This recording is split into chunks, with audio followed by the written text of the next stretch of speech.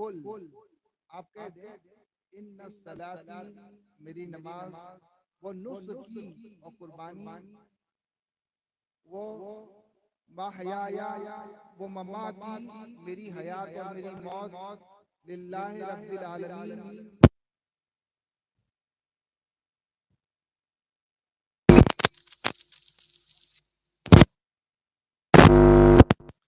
میری قربانی کا مقصد میری نماز کا مقصد میری زندگی کا مقصد اور میرے یہاں سے وصال کرنے کا مقصد کچھ اور نہیں. محبوب آپ فرما دے کہ سب اللہ رب العالمین کے لیے ہے.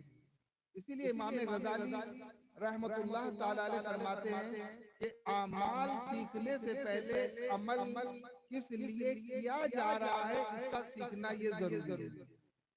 آپ کہیں گے ایسے کیسے؟ ایسا اس لیے کہ اگر ہم نے عمل کیا لیکن اس کی نیت درست نہیں کی تو وہی عمل کی وجہ سے ہمیں جہنم میں ڈال دیا جائے گا. آپ کہیں گے کیسے یہ ہوگا؟ قیامت کے دن حضور رحمت عالم صلی اللہ تعالی علیہ وسلم ارشاد فرماتے ہیں، ابو ہریرہ رضی اللہ تعالی عنہ اس کے راوی ہیں، پہلا جو حساب ہوگا وہ 3 لوگوں کا ہوگا. ایک ریاکار کاری کا، ایک ریاکار سخی کا اور ایک ریاکار مجاہد کا. کاری نے قرآن پڑھا ہوگا، سخی نے سخاوت کی ہوگی اور مجاہد نے اپنی جان اللہ کے دین کے لیے قربان کر دی ہوگی. لیکن نیت میں فطور ہوگا، نیت یہ ہوگی کہ ہمارا نام ہو، ہماری واہ واہ ہو اور لوگ ہماری عقیدت میں اور ہماری تعریف کے اندر رطب اللسان ہو جائے، لوگ اپنی زبانوں سے ہماری تعریف کریں تو ان کے اعمال حسنہ جو نیت بد کی بنیاد پر وہ کر رہے تھے اسی کی وجہ سے وہ جہنم میں ڈال دیے جائیں. اس لیے نیت کا درست ہونا، نیت کا صحیح ہونا یہ بے پناہ ضروری ہے. اگر کسی کی نیت درست ہو، صحیح ہو اور اس کو حسن نیت مل جائے، سمجھو کہ اگر وہ ایسا شخص ہے کہ اعمال کرنے والوں سے زیادہ اللہ تعالی نیت رکھنے والے کو زیادہ عطا فرماتا ہے.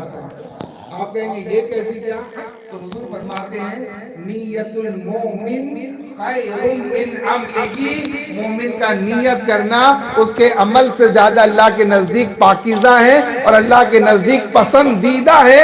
مومن کی نیت اللہ کو اس کے عمل سے زیادہ پیاری لگتی ہے.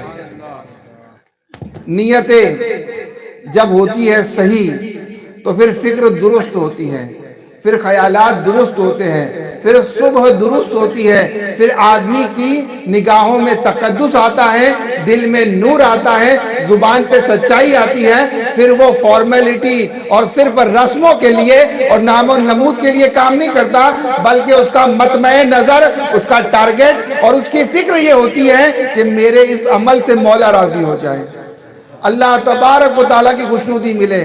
ایک غزوے کے موقع پہ حضور صلی اللہ تعالیٰ علیہ وسلم ایک گھاٹی سے گزرے. غزوے کے لیے سرکار صلی اللہ تعالیٰ علیہ وسلم تشریف لے گئے اور ساتھ میں صحابہ بھی تھے. ایک گھاٹی میں حضور صلی اللہ تعالیٰ علیہ وسلم گزر رہے تھے. حضور صلی اللہ تعالیٰ علیہ وسلم نے فرمایا کوئی گھاٹی، کوئی وادی اور کوئی صحرا ایسا نہیں ہے جہاں پر میرے کچھ چھوٹے ہوئے ساتھی میرے ساتھ نہ تھے.